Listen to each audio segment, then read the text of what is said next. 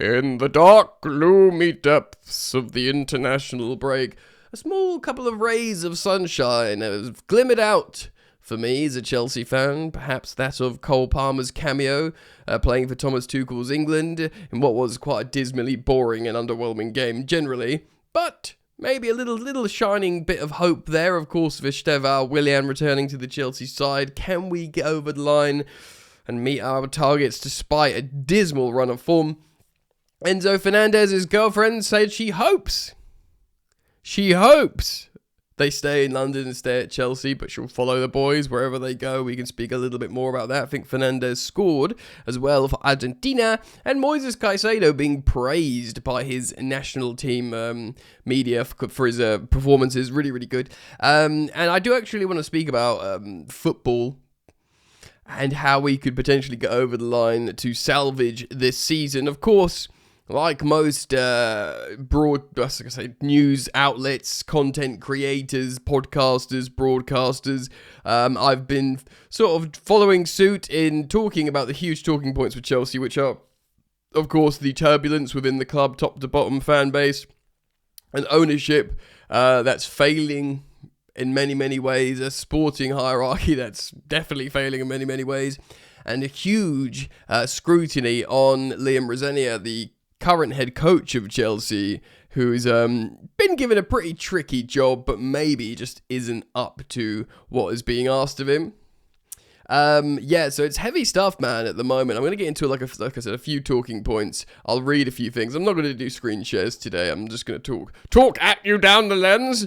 We'll get into it a little bit, mate. But I want to speak about Palmer, Estevao, Enzo, Caicedo, and then maybe, like I said, we're going to do I will do one little screen share thing at the end like this. We'll just try and build some shapes and some players in terms of availability, what we think can get us over the line in the Premier League to a Champions League qualification finish, and indeed see how far we can get in the FA Cup, man. Do you know what I mean? Because we are still in a cup competition that should be eminently winnable for us lot. Of course, I have been speaking about how frustrated, angry, upset I've been with the hierarchy, whiffs of, incompetence and arrogance. And though I still remain that position, I did start a YouTube channel many years ago to talk about football. And so I'm going to talk a little bit about football today for my own well-being. For those of you who was wondering, I am uploading daily again on Football Yannick, which is a lovely bit of therapy for me, mate. A little bit of a breather from Chelsea. Spoke about the 4 massive rule changes that probably will affect Arsenal more than anyone else. Of course, that channel is called Football Yannick rather than Football Therapy. But this channel, Football Therapy, also daily uploads. Also now available on podcast platforms in all the usual good places. So your Spotify's and your Apple Pods, simply by searching Football Therapy Podcast. As usual, I would like to thank all of you who have been following and 5-starring on your podcast apps, because it's a nice way to support me as a content creator, and I do really appreciate it. By the way, on the second channel, I'm going to be speaking about Cesc Fabregas, I was going to say then. My brain is in a blender, gang. Cesc Fabregas and his, rise to the spotlight, really, as a coach. James Horncastle did a piece on him, analysis piece on The Athletic, so we'll be going through that on the second channel later, should you be interested. Right, let's get into today's content. Yeah, so Luke Randall on the Chelsea Chronicle has wrote about Cole Palmer and his performance. I will just sort of reference this. Here you go. Look at him holding the ball there. Wearing the number 10 for England, and that's what you want to see. 10 for Chelsea, 10 for England. Nothing wrong with that. That's a feel-good situation. Palmer has struggled of late at Chelsea, but his performance for England has shown Liam Rosenior exactly what he needs to do moving forwards. I mean, really? 30 minutes under Tuchel? I mean, he did look good when he came on. I'm an England fan. I watch England games. Sometimes, often, I wish I didn't. It was like a C-team England settings vibes, but Palmer was a bright spark off the bench. Of course, he had a frustrating injury hit start this season, After nearly missing 3 months due to a recurring groin injury and a subsequent broken toe, Palmer's steadily regained his consistently. Yeah, Tuchel said he's got like his stride back, didn't he? Something like that. Like he's watching how he strides, which is a very Tuchel thing to say. Since February, he has looked back to his physical peak. Has he? Not sure I totally agree with that, Luke Crandall of the Chelsea Chronicle. Bagging a brilliant hat-trick, a 3-1 win over Wolves. I mean, it was good. 2 penalties, but it was good. However, he's failed to contribute in his last 2 games for Chelsea. I wouldn't necessarily put that on him. I'd put that down to just a collective failure, top to bottom. Owners, I know you could say owners can't affect that game, but it's the fruits of their labour. That these recent performances, this is what they've created. That was them reaping what they've sown, I think. Despite that, his recent form earned him a recall to Thomas Tuchel's England squad for the March friendlies, coming off the bench against Uruguay, of course. He provided an immediate spark. He sort of created the goal-ish for Ben White. He got booed when he came on because of the England controversy. Scored a tap-in the back post, then conceded a penalty, which was pretty funny. It's all action. Yeah, we know Tuchel loves Palmer because when he was appointed England manager at the time, Palmer was on flames and he kept being asked about Cole Palmer. And he seemed pretty really excited to answer questions about him.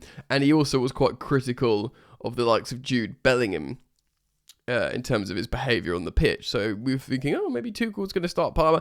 I do think he'll be starting the likes of Morgan Rodgers above Palmer, which is, a plot twist for everyone involved. But, Rodgers has played loads for Tuchel's England. He sort of knows the plan. I can see that happening. Cole has been used out of position at Chelsea. Cole hasn't played. So can I just say, this is oddly fascinating. Because Cole Palmer is a number 10. Yeah. And throughout his time since Pochettino, there's been this weird clamour. I mean, maybe it's died down now a little bit at Chelsea, in the Chelsea fan base. But you got to play him at right wing. You got to play him at right wing.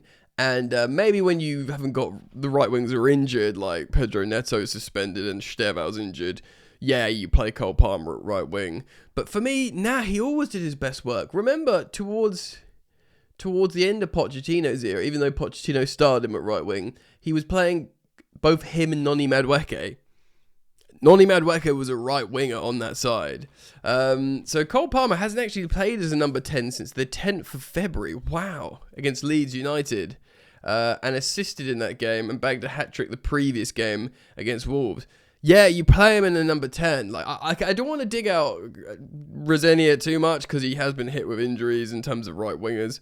But, since then, he's played on the right wing and the left wing, scoring just 1 goal and laying on 0 assists in 5 appearances. In 8 games, we'll talk about this when we build a lineup at the end. In 8 games this season, he's operated out wide, scoring 2 during those games. Meanwhile, he's scored and assisted 3 in 16 games so far this season.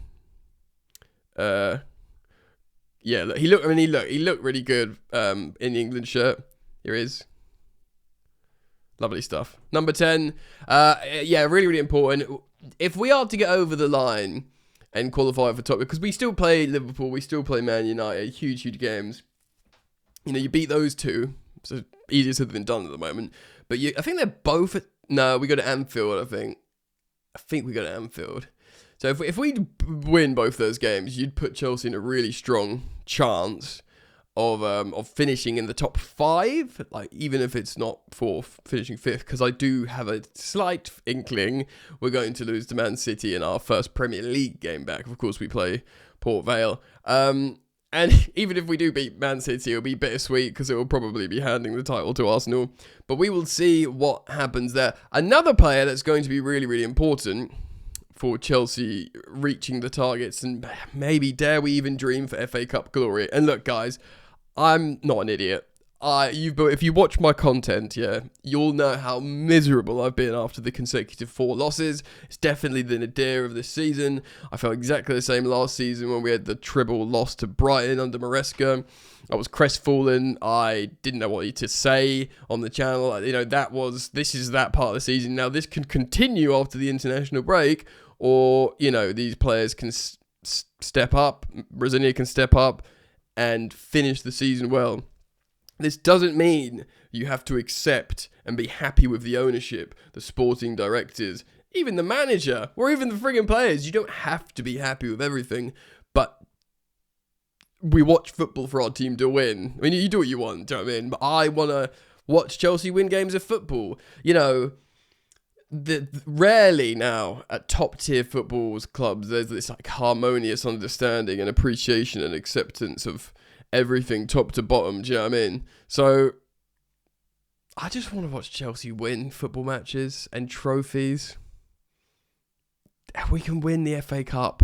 This team, even though they've been underperforming massively, and I do think they've demonstrated to sporting directors how they flopped and failed in their construction of this squad.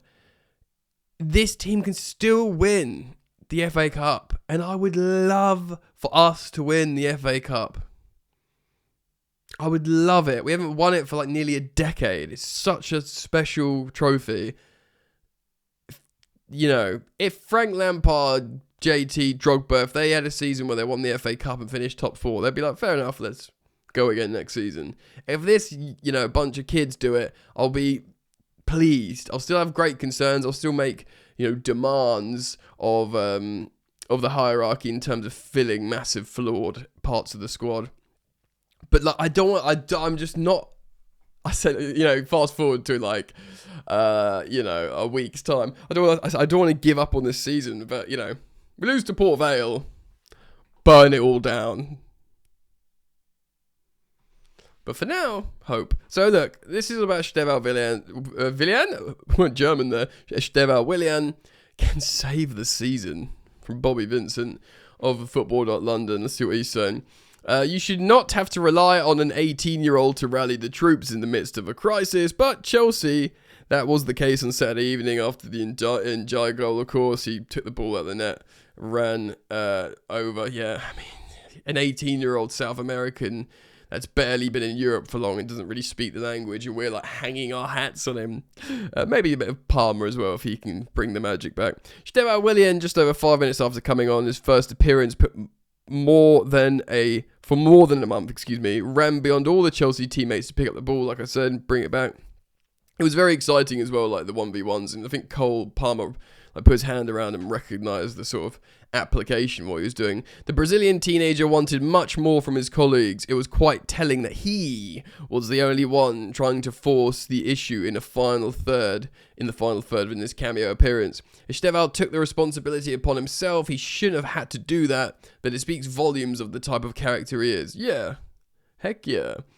Chelsea knew the sort of person they were buying when they agreed the deal with Palmeiras. £29 million that can go up to 52. Even if it does get up to 52, a bargain. I mean, the fact how we paid 29 million for this talent that we're seeing, I think Real Madrid, you know, it's been in the media that they're fuming that they let that one slip because they love a talented Brazilian, especially a right-sided one, because, you know, Vini and Rodrigo both want to play on the left, and Mbappe does lean into the left channel. They would be fuming that they let Estevao go to Chelsea. For Estevao to move to Stamford Bridge in the summer of 2025, when Chelsea got drawn against Palmeiras in the Club World Cup quarter-final, all eyes were on him, of course. He scored that wonder goal as well, we remember. Palmeiras manager Abel Ferreira told Chelsea exactly the sort of player they were buying.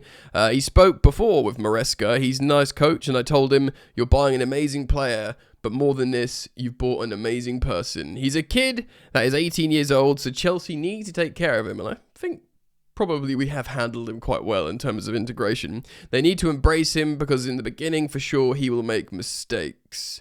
Look, it goes on to talk about how the Brazil national team love him. Carlo Ancelotti's side, Ancelotti, I think in the qualification rounds, I think he was the top scorer for Ancelotti, which is insane for like Brazil's first choice national team. Like, they are an absolute, you know, plethora of an attacking talent all the time throughout the years.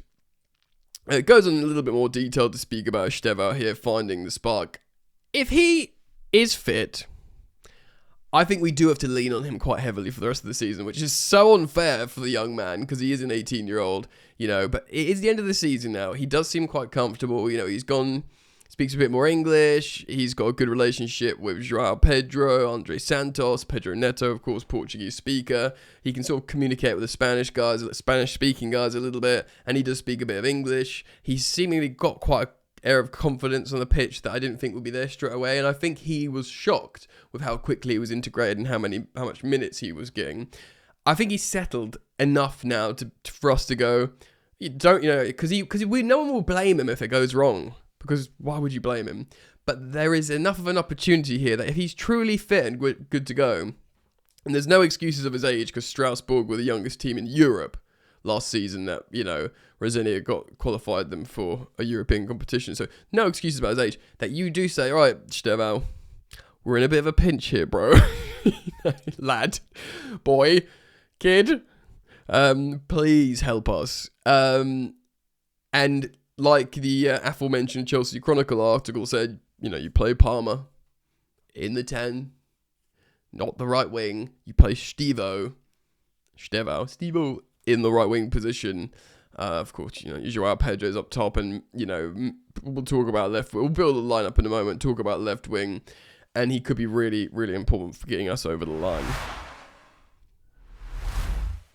All right, gang. So we will build a lineup in just a moment. I do want to speak about a couple of things. The couple of £100 million men midfielders. Firstly, Ecuadorian media have a lot to say about Chelsea star Moises Caicedo out of his 9 out of 10 display versus Morocco. This is Luke Randall on the Chelsea Chronicle also. I'm not necessarily going to delve into the article itself, but basically he had a really good game against Morocco, who, apparently African champions. Sorry, I had to just quickly change something on my computer there. Yeah, so he had a really, really good game. I think a talking point of late is Caicedo perhaps hasn't been in his best form. A little bit over tenacious in the tackle. Contributing to the agitation and dissent from the young Chelsea team. He's probably been blown up for a lot of non-fouls where he gets the ball, which I think can be a contributing factor. But the fact how, again, he's gone away, he's playing for his international team, he's playing well, and he's being recognised with the media. Hopefully he can come back and be like, you know what? Yeah, I am the best at this. I'm the best around at this. None of this silly nonsense anymore. We've got a stretch at the end of this season with Chelsea. He's recently come out in the media and said, bun Real Madrid, I want to be a Chelsea legend. Mentality, sounds good. Going to play well with Ecuador, return, and just drop a madness that we know you can do, which is just a little bit of additional feel-good news. A little bit also on Enzo Fernandez away with Argentina, of course, scored for his national team, which is nice. He's been in excellent goal-scoring form this season. Loads of goals, loads of assists, quite good general creative numbers as well, like key passes. Warrior on the pitch, but has frustrated a lot of Chelsea fans, of course, with his multiple comments after the PSG game. One about, I don't think it's too bad. The whole Maresca thing, it's more a dig at Liam Rosenior. Rosenior will be concerned that his vice captain is basically saying the guy before him had an identity, inferring that he hasn't got an identity, which a lot of Chelsea fans would probably be like, maybe agree with. But, that's not great. And also the most concerning quote being that we'll see what happens if I stay at Chelsea. Some people speculating that he's saying that to be a negotiating tactic for improved terms on his contract. Because remember, he signed. He was very young, of course. He's since won the Conference League and Club World Cup, which is sort of fine. And he's the vice captain, fine. And his numbers have increased, fine. So you'd probably, his agent's going, ding, ding, ding, let's talk money here. And therefore he comes out and says that. There was this is like sort of quite silly media stuff, but his girl, is his wife or his girlfriend? His partner, Valentina Cervantes? She was asked or interviewed or whatever, driving by in a passing car, as in a stream, posted a video where they interviewed her partner. Driving by in a car? Well, this sounds very informal. Basically, she said, look, are we staying at Chelsea? She says, I don't know, but hopefully yes. I love it. But then she goes on to say, wherever the boys will go, I will follow. Natural sign-off disclaimer, whatever happens, happens. But she's clearly happy in London. I mean, London's a great place to live. I mean, I'm sure Madrid is as well, especially for like native Spanish speakers, the weather and food and stuff like that. I mean, but London's cool. London's cool. Yeah, but I hope so. Yeah, she could have just says we'll wait and see. I don't know. It's up in the air right now, but she's I hope so. I love it. It's a nice positive thing. It's made headlines in Chelsea news, and therefore I've referenced it here. All right then. So football will be played. Protests will be had. 18th of April. Manchester United game, Stamford Bridge. Be interesting. That will obviously get, rightfully so, some media coverage. But I do want to speak about how we can play football to still achieve targets, and who's going to feature players coming back. So let's do a de facto 4-2-3-1 formation here. Sanchez, I've sort of nailed my colours to the mast here. I want a new goalkeeper. I saw some interest. I could have put it in the video, actually. I should have saw an interesting statistical comparison between Rob Sanchez and Mike Penders this season. Very similar save percentage. I think actually Penders just pips him, but Penders is a lot better at passing. Now, of course, they are playing very different leagues, very different teams, yada, yada, yada. For me, Jorgensen's gone, because he'll go and play somewhere. Sanchez won't accept being a number 2, I don't think. I think we'll genuinely sell both our goalkeepers, and we'll buy... maybe Penders comes and his second choice. I don't know. Maybe we literally just buy 2 new ones, or Penders and Penders comes in for first choice. We buy a second choice, but we'll need to change eventually. I mean, I'm just completely, my mind is made up. I know that many of you still believe in Sanchez, but for me, my mind's made up. It's a game of opinions, gang. Sanchez in goal. Now Reece James is out. We don't know for how long. We're hoping he can return, because in theory, you could be like, we could do like an end of season lineup with these man. And already, doesn't that give you the warm fuzzies? They're saying hopefully Cole will return for the end of the season. Hopefully Reece James will return for the end of the season. But we can't really do that right now. We've got to rely on what we know. Now, Gusto did play for France quite well, I believe. So that is one. Now, Chalobah is out. Yeah. Chalobah is out. So it's going to be... I think Fofana has been too bad to be playing right now. So I'm going to go Mamadou Sarr, left centre-back, and Joshua Champong. We are in the trenches. Now, this is no disrespect to either of those players who apparently... Well, we know Josh is really talented, but Sarr apparently has a really high ceiling as well. But the fact how... the fact that we just got deep what's going on here. We're going, right, who's going to lead us to glory at the end of the season? Oh. Like, 2 really young players. One that's just literally got here from another league.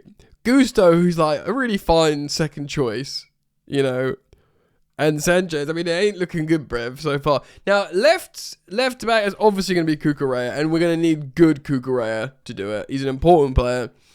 It is good that Hato has been seen as a viable option there. I do prefer him at left back than left centre back. So this is like, if we have to start winning games tomorrow, this is what I'm going for here. Of course, Caicedo. Now this is going to start getting tricky, gang. This is going to start getting tricky. Let's make it easier for the moment. João Pedro. And I'm going to be true to my word from earlier in the content. Cole Palmer in the 10. Estevao on the right wing. So suddenly, there's a lot of attacking talent there. I think... But then again, Gusto. Because I think we could do that hybrid Enzo Fernandez left winger role again that we saw briefly. It was a weird... I don't love it. But it's a weird one where you create a box midfield. Look, Andre Santos, captain Strasbourg, he scored loads of goals. But I am going to sit on this hill for a little bit longer. The player that Cole Palmer says the most underrated footballer in the world, who we saw, even though looked a little bit like out of gas. He made a couple of line-breaking passes when he came on.